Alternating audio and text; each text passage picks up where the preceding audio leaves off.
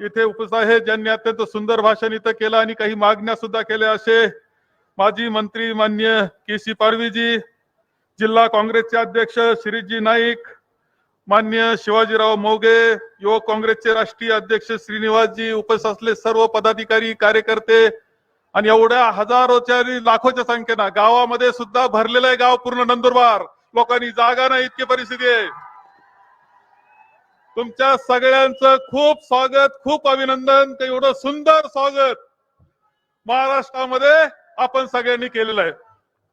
आपल्याला माहिती आहे की आदरणीय इंदिराजी गांधी या पार्लमेंटच्या म्हणजे लोकसभेच्या इलेक्शनची सुरुवात नंदुरबार मधून करीत होते आणि आपण अशाच मोठ्या संख्येनं उपस्थित राहत असायचे. माननीय राजीवजी गांधी यांनी सुद्धा आपली पार्लमेंटच्या इलेक्शनची सुरुवात ही नंदुरबार मधून केली होती. आदरणीय सोनियाजींनी आधार कार्ड त्याचं ओपनिंग, देशाचं ओपनिंग नंदुरबार मधून केलं होतं आणि आता पुन्हा एक ऐतिहासिक क्षण आपल्या सगळ्यांकरता आहे की आपल्यामध्ये आदरणीय राहुलजी गांधी हे उपस्थित आहे, न्याय यात्रेकरता उपस्थित आहे. एक खूप मोठी परंपरा असणार नंदुरबार आणि आपण सर्वजण आहात. इथे परंपरा आपल्याला आहे बिरसा मुंडाच्या चळवळीची, आपल्या परंपरा आहे तंट्या भिलाच्या चळवळीची, ज्यांनी इंग्रजांविरुद्ध बंड केलं. खाजा नाईकची तर परंपरा आहे की या सगळ्यांनी स्वातंत्र्याकरता लढाई करणारे आदिवासी म्हणून त्यांचा नाव लौकिक मोठा राहिलेला आहे. 1942 साली ज्या दिवशी महात्मा गांधींनी चले जाऊची घोषणा केली त्यानंतर आपल्या नंदुरबार शहरामध्ये एक विद्यार्थ्यांनी छोट्या मुलांनी मोर्चा काढला चले जाऊच्या घोषणा देत आणि त्यावेळेस इंग्रजांनी बळी घेतला तो शिरीष कुमारचा बळी घेतला आणि चळवळीतलं पहिलं बलिदान 42च्या चळवळीचं चले जाऊच्या चळवळीतलं पहिलं बलिदान हे नंदुरबार मधल्या एका बालकानं दिलेलं आहे. याचा आपल्या सगळ्यांना अभिमान आहे. आदरणीय राहुल जी को मैं बताना चाहूंगा कि राहुल जी जब 1942 की चळवळ शुरू हुई थी चले जाओ की, तो पहला बलिदान यहाँ एक 11 वर्ष के बच्चों ने दिया है, शिरीष कुमार ने यहाँ ये यहाँ दिया है, नंदुरबार में दिया है. इसका अभिमान ये सब हमको सबको अभिमान है.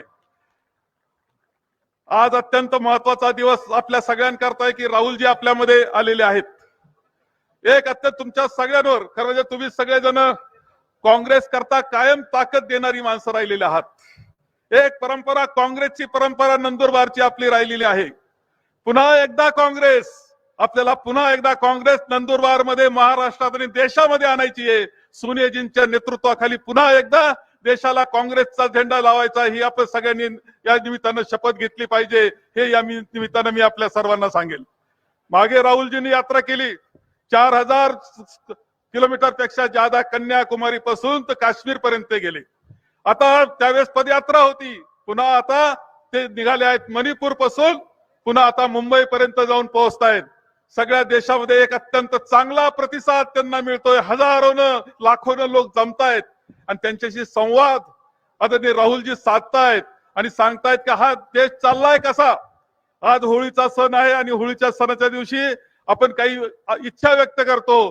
पुन्हा या होळीच्या सणाच्या दिवशी आपल्याला इच्छा व्यक्त करायची आहे की या देशामध्ये हुकुमशाही कोणत्या पद्धतीने आली नाही पाहिजे, ही इच्छा आपल्याला व्यक्त करायची आहे. आपली राज्यघटना जी महात्मा गांधीच्या नेतृत्वाखाली, भारतरत्न डॉक्टर बाबासाहेब आंबेडकरांच्या नेतृत्वाखाली आपल्याला मिळाली, त्या राज्यघटनेनं तुम्हाला मताचा अधिकार दिला, गरीबात गरीब माणसाला मताचा अधिकार दिला. म्हणून या गरीब माणसाला किंमत आलेली आहे, त्याला भांडण्याचा अधिकार आलेला आहे. आपल्या करता तो मागण्या करू शकतो, आपले प्रश्न सोडवू शकतो. हे राज्यघटनेनं दिलं आहे. ही राज्यघटना वाचली पाहिजे, तिला धक्का लागला नाही पाहिजे, याची काळजी सुद्धा आपल्या सगळ्यांना घ्यायची आहे. आणि म्हणून आजचा हा दिवस एक ऐतिहासिक दिवस आपल्या सगळ्यांकरता आहे. आणि आपण सगळ्यांनी सांगितलं पाहिजे की आम्ही पुन्हा एकदा काँग्रेस हा नारा आपल्या सगळ्यांचा असला पाहिजे आणि त्या माध्यमातून हा देश शांततेनं पुढे गेला पाहिजे, लोकशाहीच्या माध्यमातून गेला पाहिजे आणि आपल्या राज्यघटनेबरोबर गेला पाहिजे. याची सगळी काळजी आपण घेऊया. आदरणीय राहुलजींना आणि त्यांच्या सर्व सहकाऱ्यांना आजच्या निमित्ताने या निवडणुकीकरता आपल्या शुभेच्छा द्यायच्या आहेत. त्या मताच्या रूपाने आणि प्रचाराच्या रूपाने आपण सगळ्यांनी द्यावं असं आवाहन करतो आणि माझे 2 शब्द संपवतो. धन्यवाद साहेब. यानंतर आपणा सर्वांमध्ये महाराष्ट्राचे बुलंद नेतृत्व माननीय नानाभाऊ पटोले, मी आपणास विनंती करतो आपण कृपया मार्गदर्शन करावं.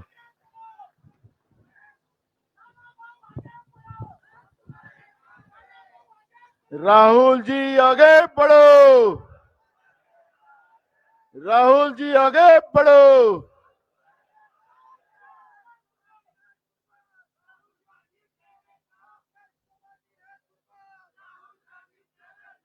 मैं सबसे पहले हमारे योद्धा जो सामाजिक न्याय की लड़ाई लड़ते लड़ते मणिपुर से आज महाराष्ट्र की इस पवित्र भूमि में जहां शाहू फुले अंबेडकर की विचारधारा रही और हमेशा रहेंगी, छत्रपति शिवाजी महाराज के महाराष्ट्र में मैं सबसे पहले इस देश की संवैधानिक व्यवस्था और लोकशाही बचाने के लिए जो दिन रात कभी कन्याकुमारी से कश्मीर तब मणिपुर से मुंबई ऐसी यात्रा करते करते हमारे सबके लाडले नेता योद्धा राहुल गांधी जी का ये महाराष्ट्र के भूमि में सबसे पहले उनका स्वागत करता हूं. तालियों से आप उनका स्वागत करिए. इस कार्यक्रम में उपस्थित हुए हमारे राज्य के प्रभारी रमेश चन्नीथला जी, हमारे विधि मंडल के नेता बाला साहब थोराट जी,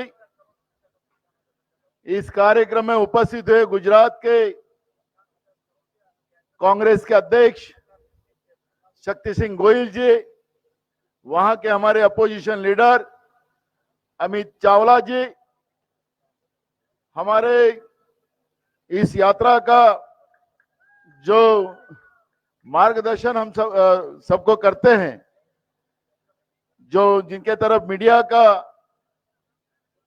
जो मुखिया है वो हमारे कैप्टन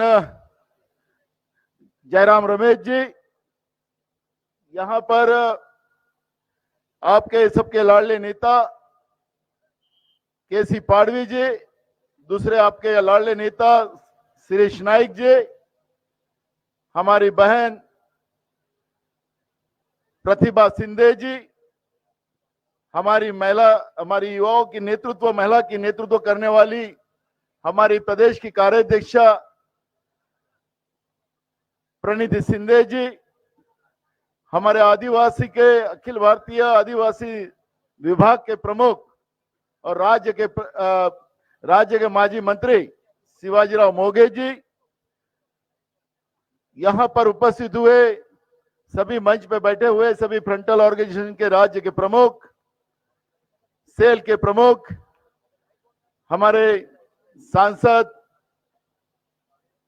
चंद्रकांत जी हंडोरे, सभी मंच पर बैठे हुए साथी और बड़े पैमाने में यहां पर आई हुए हमारी माता बहना, हमारे बुजुर्ग, हमारे युवा साथी और पत्रकार बंधु, मैं शुरुआत में ये कहूंगा कि आज का दिन 12 मार्च है और उस समय अंग्रेज के विरोध में, उनके अत्याचारी व्यवस्था के विरोध में आज के दिन महात्मा गांधी ने दांडी यात्रा शुरू की थी और यह ऐतिहासिक पल है कि ऐसे इस पल में राहुल गांधी जी हमारे छत्रपति शिवाजी महाराज के भूमि में आए, जो देश को बर्बाद करने वाली व्यवस्था जो सत्ता में बैठी है, जो हमारे संविधान को खत्म करना चाहती है, हमारे लोकतांत्रिक व्यवस्था को खत्म करना चाहती है, आदिवासी को वनवासी बनाकर उनकी संस्कृति खत्म करना चाहती है, हमारी महिलाओं को मणिपुर में तो आपने देखा है कि हमारी महिलाओं को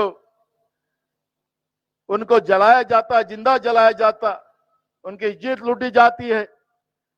केंद्र में बैठी हुई सरकार और मणिपुर में बैठी हुई बीजेपी की सरकार वो आंखों में पट्टी बांधकर वहां देख रही है. देश के प्रधानमंत्री तो कुछ बोलने को तैयार नहीं है. महिलाओं पे अत्याचार कैसा किया जाता है, महिलाओं का सम्मान हमेशा हमारे देश ने किया है, लेकिन ये अत्याचारी व्यवस्था जो देश में बैठी है उसका जवाब उनसे लेने के लिए राहुल गांधी जी पार्लियामेंट में हो या सड़क पे हो, वो लड़ाई लड़ते हैं। महाभारत में भी और रामायण में भी दो बातें अपने को आपको सबके सामने आती है। रामायण में सीता जी का अपमान किया गया, महाभारत में द्रौपदी जी का अपमान किया गया। जिन लोगों ने अपमान द्रौपदी जी का किया, सीता माई का किया, वो बर्बाद हुए। वो कभी भी पावर में नहीं आ सके। वैसे ही आज देश की सरकार, मणिपुर में बैठी हुई बीजेपी की सरकार, राज्य में बैठी हुई बीजेपी की सरकार, वो हमारे महिलाओं पे बार बार अत्याचार कर रही है। वो हाल, वो हश्र जो कौरव का हुआ था, जो हश्र रावण का हुआ था, वही हश्र बीजेपी का हुए बगैर रहेगा नहीं। ये मैं आदिवासी की भूमि से बात करता हूं। और इसलिए जो होली जलाई गई यहां पर, होली के इसमें जो अभी हमारे केसी जी बता रहे थे कि जो गिरने के बाद उसको एक ही झटके में तोड़ना पड़ता है और तिरछा तोड़ना पड़ता है। केसी तो बोला मैं तो डरता हूं कि नहीं टूटा तो गलत हो जाएगा। राहुल जी ने हाथ में लिया और एक झटके में तोड़ दिया।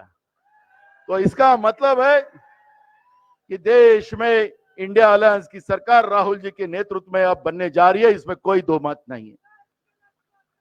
ये तो आगाज है, ये तो आगाज है, अभी तो शुरुआत हुई है। महाराष्ट्र में राहुल जी का कदम आने के बाद ये शुरुआत हुई है कि आगाज है, और अब अंजाम कितना अच्छा होगा इसका अंदाज आप बना लीजिए। और मैं ज्यादा समय न लेते हुए माझ्या महाराष्ट्रातल्या सगळ्या जनतेला, कारण की आजचा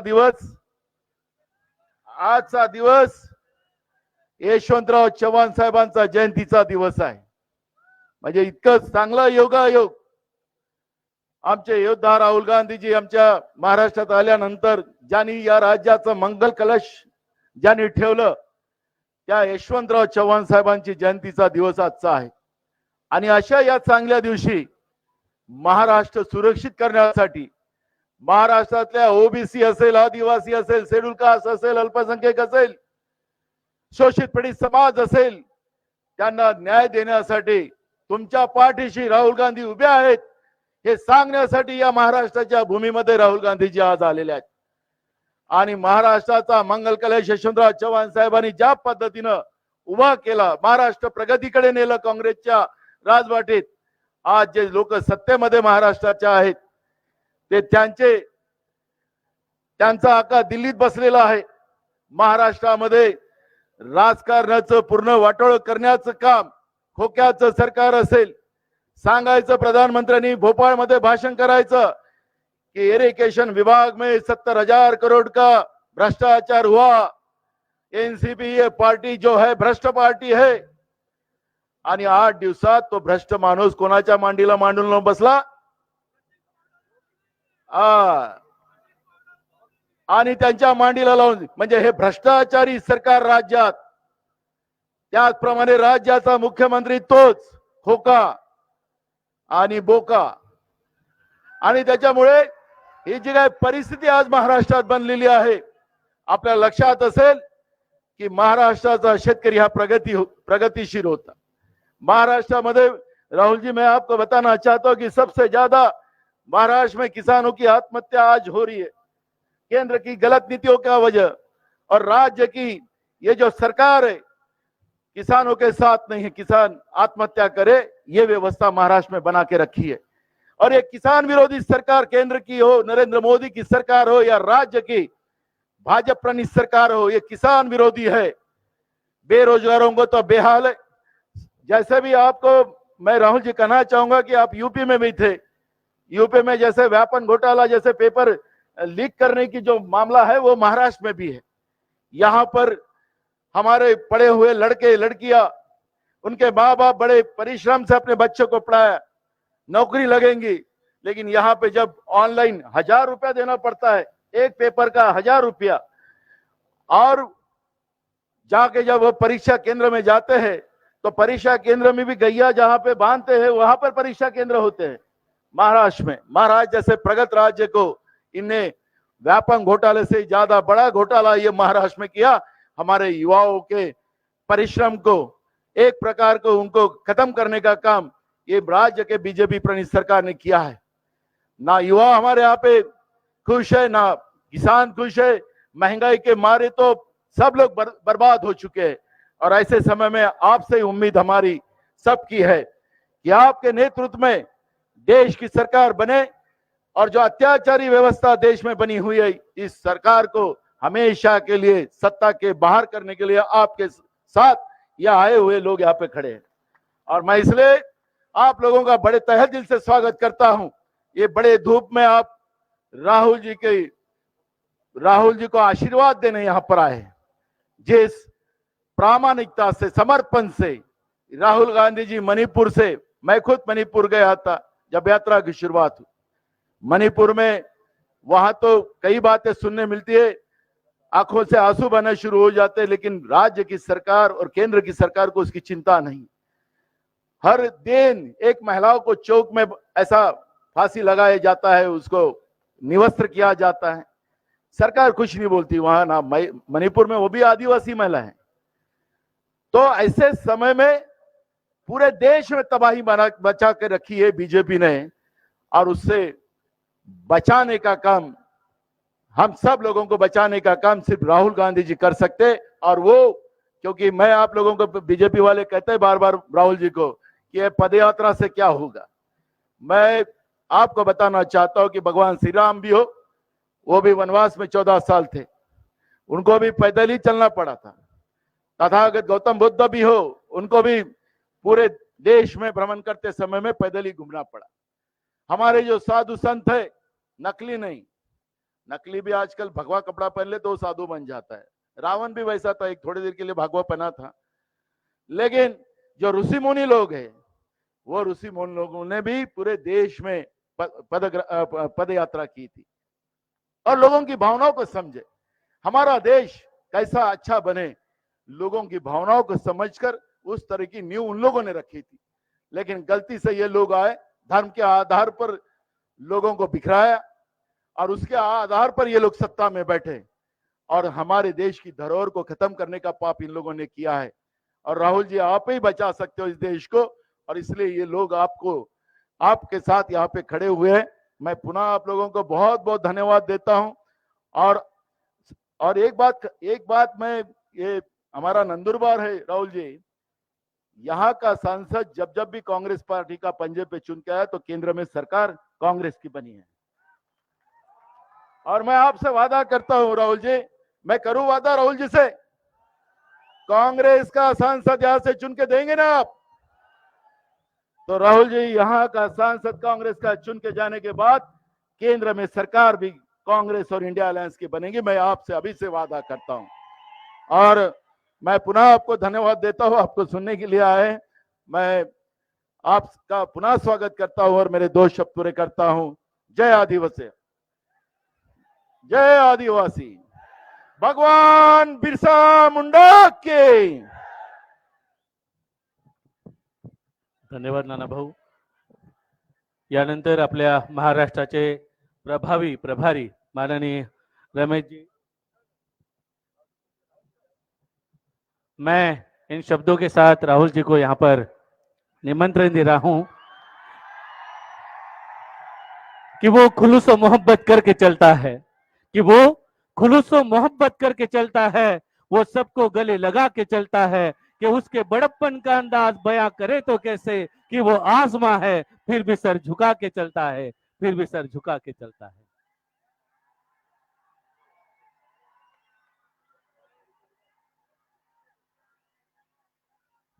चेनेथाला जी,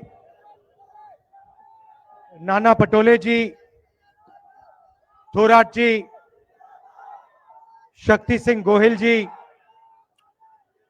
अमित चावड़ा जी, जयराम रमेश जी, चंद्रकांत हंडोरे जी, प्रणिति शिंदे जी, शिवाजी राव मोगे जी, केसी पाडवी जी, श्रीश नायक जी, बीवी श्रीनिवास जी, स्टेज पे कांग्रेस पार्टी के वरिष्ठ नेता, भाई और बहनों, हमारे प्यारे कार्यकर्ता, आप सबका यहां बहुत बहुत स्वागत। नमस्कार।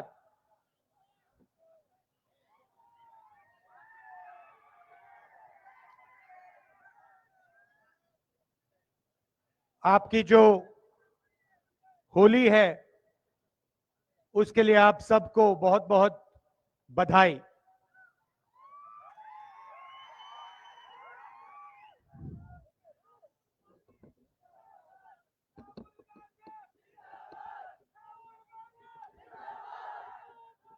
आदिवासी आदिवासी और वनवासी शब्द में फर्क आप लोग जानते हैं? आप आदिवासी हो वनवासी हो? तो आप कहते हो कि हम आदिवासी हैं, इसका मतलब क्या है? हाँ,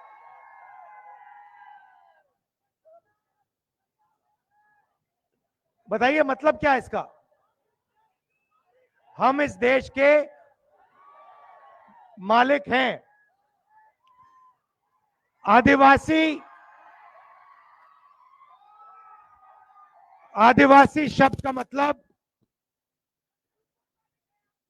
देश के ओरिजिनल मालिक। यहां पे जब कोई नहीं था तो आदिवासी हिंदुस्तान में थे। आप ओरिजिनल मालिक हो, मतलब जो जल है, जंगल है, जमीन है, हिंदुस्तान का धन जो है, इसके ओरिजिनल मालिक आप थे। वनवासी का मतलब वो लोग जो जंगल में रहते हैं। वनवासी और आदिवासी में फर्क यह है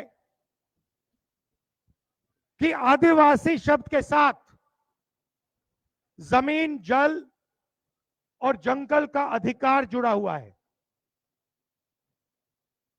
वनवासी शब्द में कोई अधिकार नहीं है। इसलिए बीजेपी आपको वनवासी कहती है और हम आपको आदिवासी कहते हैं।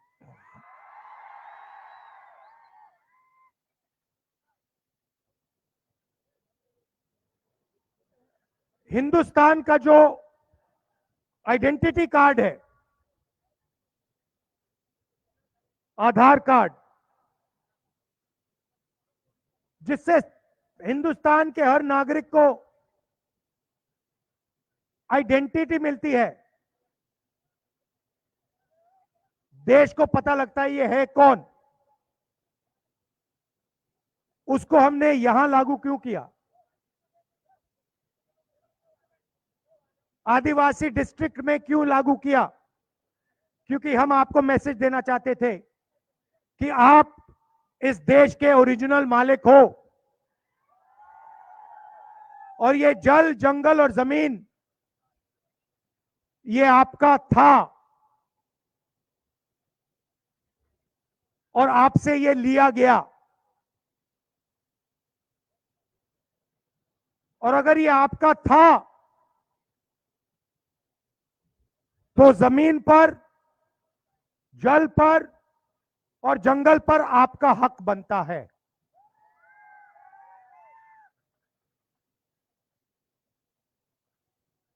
वनवासी का मतलब एक बार हिंदुस्तान में जंगल खत्म हो जाए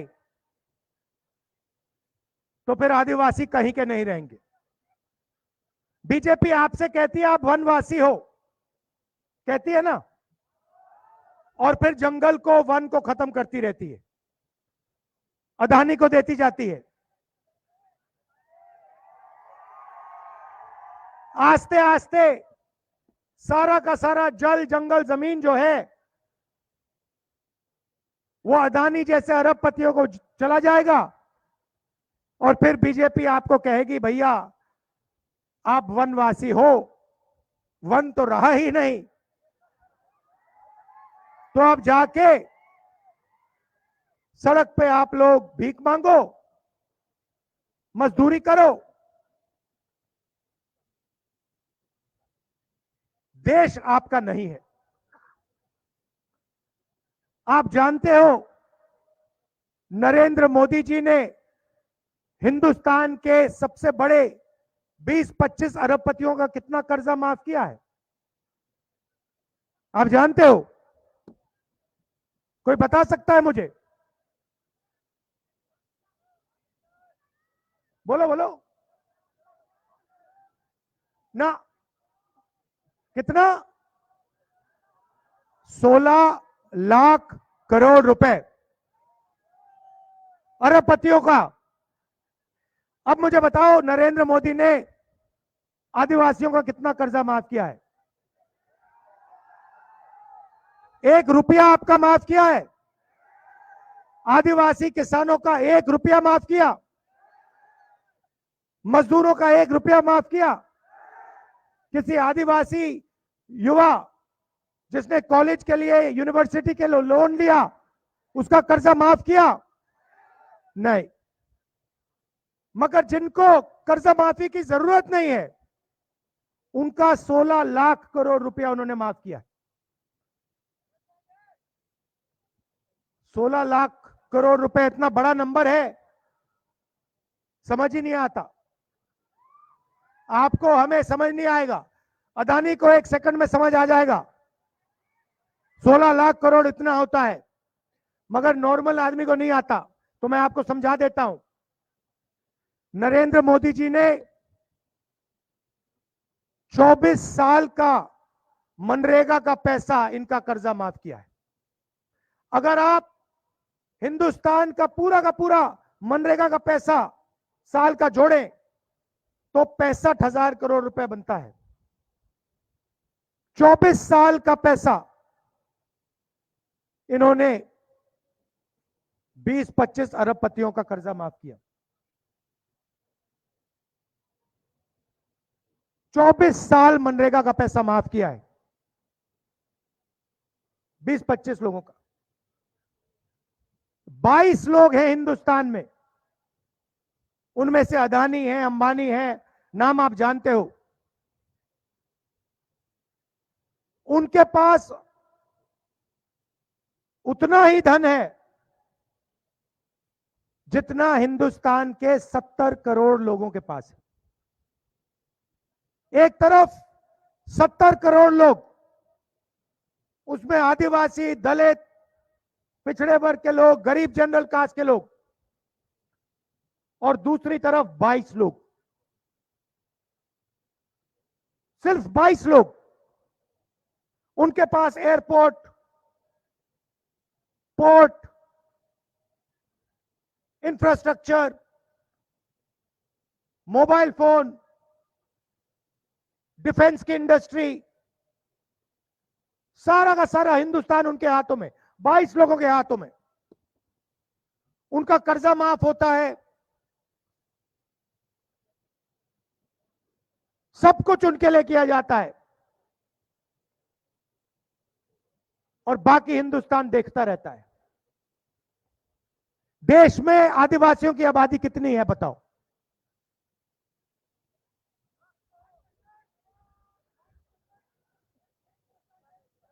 कितना? 8%। तो सवाल भागीदारी का है, और कोई सवाल नहीं है। आपकी आबादी 8%, क्या आपकी भागीदारी 8% है? मैं आपको बताता हूं आपकी भागीदारी के बारे में।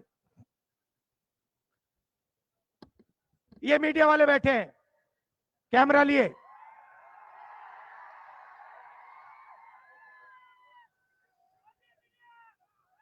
Modi media, Adani media. अच्छा, ये जो है रिपोर्टर, इनकी गलती नहीं है, इनकी गलती नहीं है, इनको सैलरी से बांध रखा है। अगर इन्होंने कुछ कहा तो उठा के आउट कर देंगे। आप हिंदुस्तान की मीडिया कंपनी की मालिकों की लिस्ट निकालिए, 30-40 होंगे। और फिर बड़े बड़े एंकर्स की लिस्ट निकालिए, बड़े रिपोर्टर्स की लिस्ट निकालिए। आपने चेहरे देखे हैं, कभी आपने मीडिया में, टीवी पे कोई आदिवासी जर्नलिस्ट देखा है? मीडिया के मालिकों के लिस्ट में कोई आदिवासी है? तो मीडिया में आप नहीं हो। मीडिया में आपकी 0% भागीदारी, एक आदमी नहीं आपका। आपकी जमीन का मुद्दा, जल का मुद्दा, जंगल का मुद्दा मीडिया में आपको नहीं दिख सकता।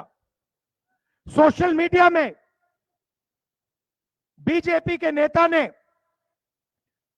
आदिवासी युवा के मुंह पे पेशाब किया, आपने देखा होगा।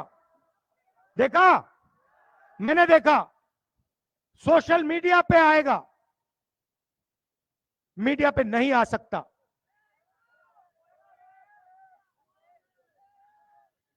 ठीक है, आप कहोगे भैया मीडिया में हम नहीं चाहते भागीदारी। मैं कहता हूं होनी चाहिए। शायद आप कहो नहीं हमें नहीं चाहिए। चाहिए नहीं चाहिए? चाहिए। तो ठीक है, मीडिया से हटकर बात करते हैं। हिंदुस्तान की 200 सबसे बड़ी कंपनियों में उनकी मालिकों की लिस्ट निकालो, उनकी सीनियर मैनेजमेंट की लिस्ट निकालो, उसमें आदिवासी कितने? एक नहीं है आपका। ना किसी बड़ी कंपनी में, ना सीनियर मैनेजमेंट में। अदानी की कंपनी में एक नहीं मिलेगा।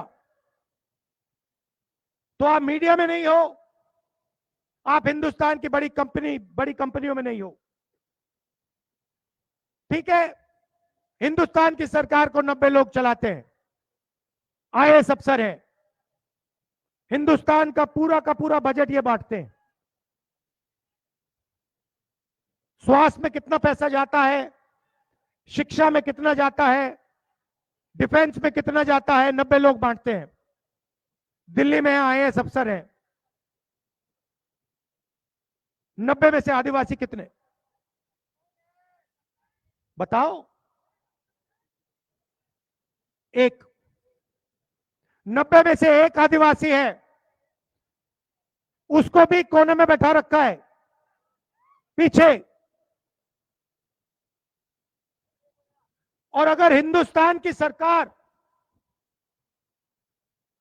बजट में 100 रुपए खर्च करती है तो आदिवासी अफसर 10 पैसे का निर्णय लेता है। आपकी आबादी 8%, आपकी भागीदारी 100 रुपए में से 10 पैसे। आपका ट्राइबल प्लान उठा के ले गए, दलितों का प्लान उठा के ले गए।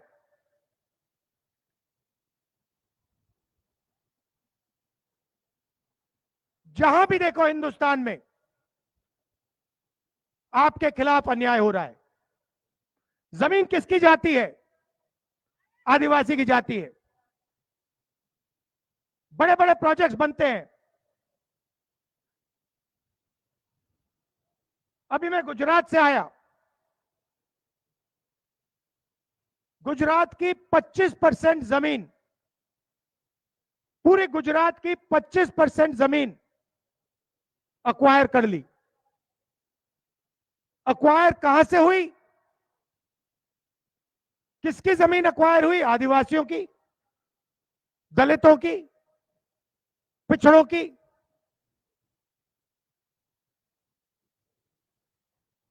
जहां भी देखो अक्वायर होगी तो आदिवासी की जमीन जाएगी। पानी जाएगा तो आदिवासी का पानी जाएगा। जल जाएगा तो आपका जल जाएगा, जंगल जाएगा तो आपका जाएगा, जमीन जाएगी तो आपकी जाएगी। आपसे कहते हैं विकास हो रहा है, किसका विकास? कैसा विकास? आपकी भागीदारी तो है ही नहीं। Public school, private school, colleges, university देखो, उनके मालिकों की लिस्ट निकालो, उसमें आपका एक आदमी नहीं है। प्राइवेट अस्पतालों की लिस्ट निकालो, उसमें आपका एक आदमी नहीं है। मालिकों में आपको एक नहीं मिलेगा। 8% आबादी है। तो ये हम बदलना चाहते हैं, इसलिए हमने न्याय यात्रा की है। और ये सिर्फ आपके खिलाफ नहीं हो रहा है, ये हिंदुस्तान के सब गरीब लोगों के साथ हो रहा है। आप 8% हो, दलित 15% हैं, पिछड़े 50% है, सबके साथ ये हो रहा है। आपके साथ ज्यादा हो रहा है, दलित भाइयों के साथ ज्यादा हो रहा है, मगर सबके साथ हो रहा है। इसलिए मैंने कहा कि 2 काम करने हैं। सबसे पहले सबकी गिनती करनी है इस देश में किस वर्ग के कितने लोग हैं। आदिवासी कितने हैं, दलित कितने हैं, वो 8% है, मगर उसका पक्का पता लगाना है। 8% है, 10% है, 12 है, कितने हैं, तो सबकी सबसे पहले गिनती करनी है। उसके बाद गिनती करने के साथ इकोनॉमिक और फाइनेंशियल सर्वे, यह पता लगाना है कि हिंदुस्तान की बड़ी बड़ी कंपनियों में, हिंदुस्तान की संस्थाओं में, हिंदुस्तान की सरकारों में, प्राइवेट अस्पतालों में, ब्यूरोक्रेसी में आदिवासियों की कितनी भागीदारी है। क्या 8% है या नहीं है? और अगर नहीं है तो फिर 8% कम से कम होनी चाहिए और होगी। इसीलिए मैं हर मीटिंग में कह रहा हूं, जाति जनगणना, इकोनॉमिक और फाइनेंशियल सर्वे क्रांतिकारी कदम है, और यह कदम कांग्रेस पार्टी अपने मैनिफेस्टो में डाल दी है, और जैसे हमारी सरकार आएगी हम इसको पूरा करके आपको दे देंगे। दूध का दूध, पानी का पानी हो जाएगा। चोट लगती है, डॉक्टर के पास जाते हो, पहले कहते हो भैया चोट लगी, डॉक्टर कहता है एक्सरे कराओ, कहता नहीं कहता है? हम हिंदुस्तान का एक्सरे कराना चाह रहे हैं।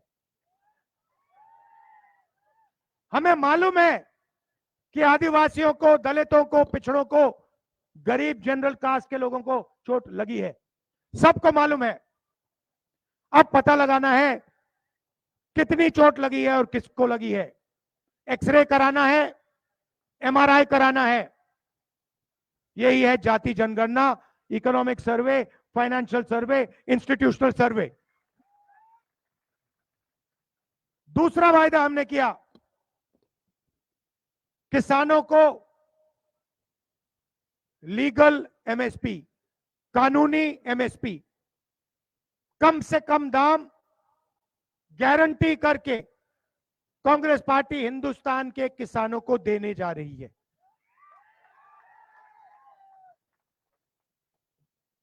और आदिवासियों के लिए हमने 5 चीजें, ऐतिहासिक चीजें अपने बजट में आपके लिए डाली हैं। मैं आज आपको उनके बारे में बताना चाहता हूं। हम फॉरेस्ट राइट एक्ट लाए, बीजेपी ने उसको कमजोर किया, और जो आपकी क्लेम्स बनती हैं, जो आपकी जमीन की क्लेम्स हैं, उनको पूरा नहीं किया। आपका जमीन का जो हक है वो आपको नहीं दिया। बहुत सारे लोगों की जो क्लेम्स हैं उनको रिजेक्ट कर दिया। सही? जैसे ही हमारी सरकार आएगी, 1 साल के अंदर आपकी सारी की सारी जो क्लेम्स हैं उनको हम सेटल कर देंगे, जमीन आपके हवाले हो जाएगी। और जो क्लेम्स आपकी रिजेक्ट की गई हैं, जो गलत तरीके से रिजेक्ट की गई है उनको रिव्यू करके 6 महीने में हम कार्रवाई आपको दे देंगे। फॉरेस्ट कंजर्वेशन एक्ट है जो, और जो लैंड एक्विजिशन एक्ट किया था, हमने बनाया था जमीनी अधिग्रहण बिल, उसको इन्होंने कमजोर किया है। उसको हम फिर से मजबूत करेंगे और जो आपके अधिकार हैं उनकी आप रक्षा कर पाएंगे। जमीन के लिए आपको सही रेट मिलेगा, 4 गुना रेट मिलेगा, और आपका जल, जंगल और जमीन आपके हाथ में, उसका आपका अधिकार बनेगा। तीसरा काम, शायद सबसे ऐतिहासिक काम, जहां भी आदिवासियों की 50% से ज्यादा आबादी है, पूरे हिंदुस्तान में जहां भी आदिवासियों की 50% से ज्यादा आबादी है, उसे हम 6 शेड्यूल में डाल देंगे। मतलब सारे के सारे लोकल जो निर्णय होंगे वो आदिवासी लोग लेंगे और कोई नहीं लेगा। जैसे हमने किसानों के लिए लीगल गारंटी दी है, वैसे ही हम फॉरेस्ट प्रोड्यूस के लिए, जो जंगल में उगता है, उसके लिए लीगल गारंटी आपको दिलवा देंगे। और आखिरी काम, जो पैसा कानून है, उसमें जो विलेज गवर्नमेंट और ऑटोनोमस डिस्ट्रिक्ट सरकार होती है, गवर्नमेंट होती है, उसको हम आपके लिए एस्टैब्लिश करके दिखा देंगे। ये 5 काम हम आपके लिए करने जा रहे हैं। आखिरी बात जो आपने यहां बोली, जो ट्राइबल सब प्लान, दलित सब प्लान की बात है, जो कानून आंध्र में बनाया गया है, जिससे उस पैसे की रक्षा होती है आपके लिए, और वो आपके लिए ही प्रयोग किया जा सकता है, और अगर प्रयोग नहीं होगा, अगले साल भी वो पैसा आपका होगा, वो भी हम दिल्ली में कानून बना देंगे। मगर सबसे बड़ा मुद्दा भागीदारी का है, और हम उसको छोड़ने वाले नहीं हैं। आपकी आबादी 8% है, आपका जल है, आपका जंगल है, आपकी जमीन है, उसकी रक्षा होगी, और जो आपका हक बनता है वो हम आपको दे के दिखाएंगे। आप सब दूर दूर से आए, एक बार फिर मैं आपको होली की बधाई देता हूं। नमस्कार, जय हिंद और धन्यवाद। जय आदिवासी, जय आदिवासी, जय आदिवासी। धन्यवाद राहुल जी। यानंतर मी माननीय आमदार श्री नाईक यांना आभार प्रदर्शनासाठी या ठिकाणी निमंत्रित करतो। जय आदिवासी। भारत जोडो न्याय यात्रा निमित्ताने जे आपल्या नंदुरबार जिल्ह्यामध्ये आगमन झाले असे ह्या देशाचे काँग्रेस पक्षाचे नेते, ज्यांनी आपल्याला आता संबोधित केले, असे आदरणीय राहुलजी गांधी इथे नंदुरबार जिल्ह्यात आले, त्याबद्दल मी त्यांचा आभार मानतो।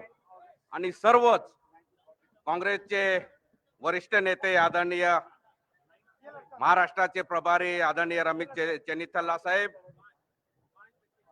रेड्डी साहेब, इथे उपस्थित असलेले महाराष्ट्र प्रदेश काँग्रेस कमिटीचे अध्यक्ष आदरणीय नानाभाऊ पटेले, काँग्रेस पक्षाचे विरोध गटनेता आदरणीय बाळासाहेब थोरात, नंदुरबार जिल्ह्याचे आपले आदरणीय केसी पाडवी साहेब, आणि महाराष्ट्रातून आलेले सर्वच पदाधिकारी, सन्माननीय आमदार महोदय, आणि सर्वच व्यासपीठावर उपस्थित गुजरात मधून आलेले आदरणीय शक्तिसिंह साहेब, अमित भाई चावड़ा, आ बधानो अहींया नंदुरबार तमारो स्वागत छे। आणि सर्वच माझे नंदुरबार जिल्ह्यातून आणि धुळे जिल्ह्यातून आलेले सर्वच बंधू भगिनी मोठ्या संख्येने उपस्थित राहिलेल्या आणि राहुलजींचं मार्गदर्शन ऐकायला मोठ्या संख्येने उपस्थित राहिल्याबद्दल तुम्हा सर्वांचं मी मनापासून आभार मानतो. आदरणीय राहुलजी हे संपूर्ण भारतामध्ये मणिपूर पासून काल गुजरात पर्यंत आले आणि आज महाराष्ट्रामध्ये नंदुरबार जिल्ह्यामध्ये मोठ्या स्वागत मध्ये आपण आम्ही सर्वांनी केलं, त्याबद्दल सर्व बंधू भगिनींचं मोठ्या संख्येने उपस्थित राहिले त्याबद्दल मी नंदुरबार जिल्हा काँग्रेस कमिटीचे अध्यक्ष या नात्याने आभार मानतो. पुनश्च मी पत्रकार मीडिया ह्या सर्वांचा आभार मानतो आणि इथेच थांबतो आणि आजची सभा संपली असं मी संयोजकांच्या वतीने सांगू इच्छितो.